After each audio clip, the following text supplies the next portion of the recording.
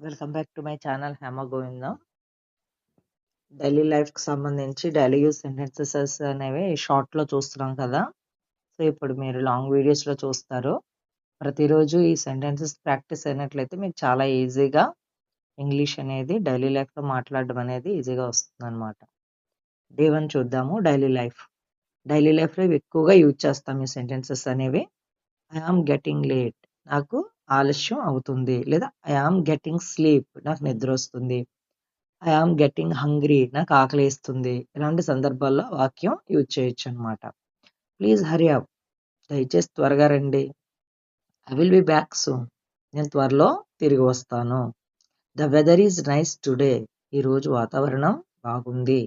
I forgot my keys ఇంకా మీకు ఆ వాక్యం అనేది ఎక్స్టెన్షన్ కూడా చేసుకోవచ్చు.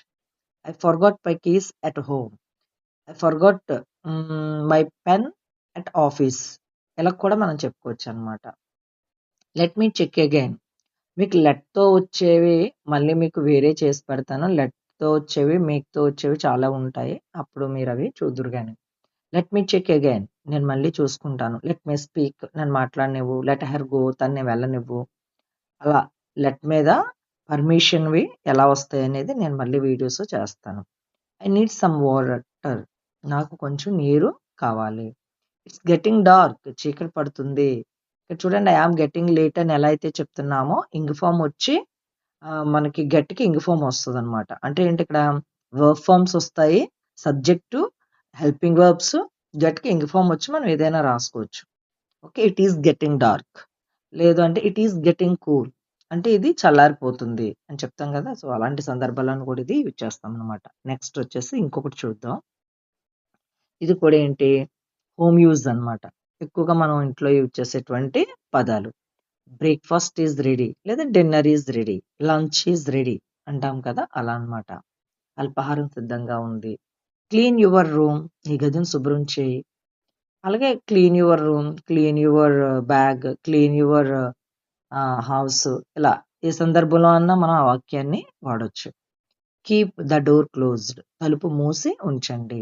The TV is too loud TV శబ్దం ఎక్కువగా ఉంది. I will wash the dishes లేదంటే I will clean the dishes అని కూడా అంటాం. నేను పాత్రలు కడగాలి లేదా నేను అంట్లు తోమాలి అనే అర్థంలో వస్తుంది అనమాట. Take care of yourself నీ ఆరోగ్యాన్ని చూసుకో. అలాగే I can take care of myself లేదంటే I will take care of him నేను అతన్ని చూస్తాను ఇలా.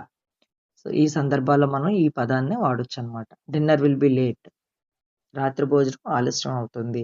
లేదా లంచ్ విల్ బి లేట్ ఏదైనా చెప్పుకోవచ్చు. గో అండ్ స్లీప్ ఎర్లీ త్వరగా నిద్రపో.